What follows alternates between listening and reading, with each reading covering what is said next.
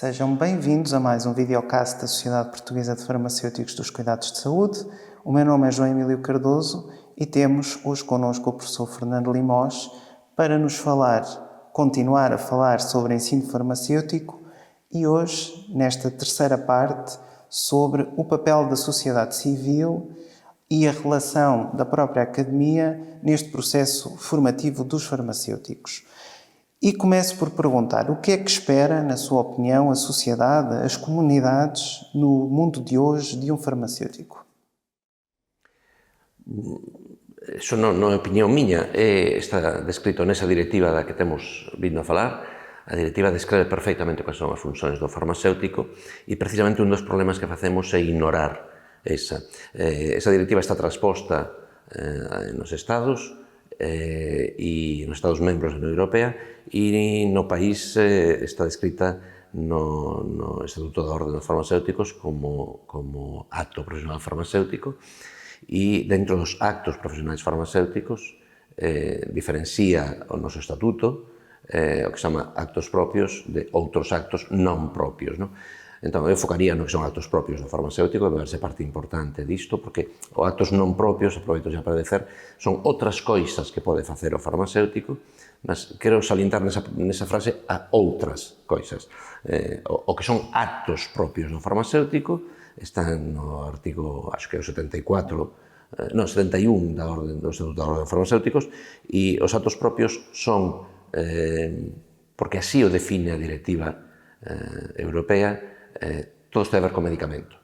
Quer dizer, a directiva europea diz que o farmacéutico é un profesional do medicamento, todo o ciclo do medicamento, e, por tanto, todas as funcións que faz un farmacéutico propias, e así o recolle o Estatuto da Orde dos Farmacéuticos, todos os actos propios do farmacéutico ten a ver con medicamento.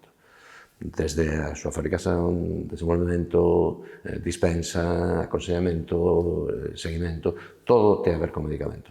Cualquier outra coisa que faça o farmacéutico é eso, é outra. Non é o acto propio do farmacéutico. Convén ler o Estatuto da Orde.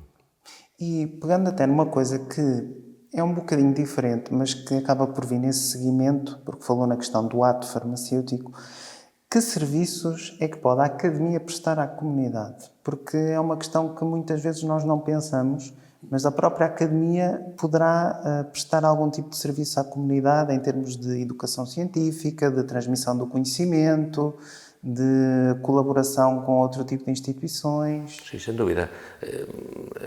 Acho que já falamos disto alguna destes videocasts, mas a academia, e isto foi un mestre meu que me ensinou, a academia ten un tripé que está baseado en docencia, investigación e servizos á comunidade. Por tanto, non existe unha academia seria que non teña eses tres P's. Dentro deses servizos, para além da docencia, obviamente a investigación, os servizos á comunidade poden ser non só docentes á comunidade, como poden ser prestar servizos na COVID, e acaba de sair publicado na nosa universidade, na Facultade de Farmacia da Universidade do Porto, acaba de sair publicado un número da revista Aníbal Cuña en que se fala de que fez a Facultade de Farmacia durante a COVID, que non ten nada a ver coa docencia, outras actividades. Diante unha emerxencia, a facultade pode facer coisas. Claro que sí, pode facer moitas coisas que non ten a ver só con docencia e educación. Moitas outras coisas, de análisis, desde resolver periciais, desde moitas outras coisas pode facer. E a modo de conclusão, como é que nós podemos comunicar melhor essa intervenção no espaço público e como é que nós podemos capacitar ou pelo menos alertar, criar um espírito crítico nos nossos estudantes e também depois nos profissionais, porque também uma coisa que não falámos muito, mas que está muito esquecida muitas vezes é a formação pós-graduação contínua, a atualização permanente. Como é que podemos fazer aqui esta relação, esse tripé na prática, assim em forma de conclusão para esta série de videocasts? Como é que resumiria isso? Qual é o principal desafio? O principal desafío é sempre comunicar necesidades uns aos outros, comunicar capacidades os outros aos uns e aliñar as dúas coisas. A academia ten moitas capacidades, algunhas delas non están a ser aproveitadas. O mundo ten necesidades, moitas deles non están a ser colmatadas, é sentarse nunha mesa e falar uns cos outros e a capacidade de ter unha interação moito máis estreita, moito máis estreita.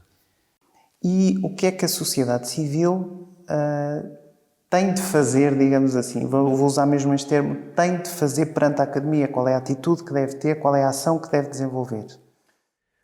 Bom, Normilio, unha coisa que convén pensar de partida é que a sociedade civil é a dona da academia. A academia non é un ente abstracto que está por aí.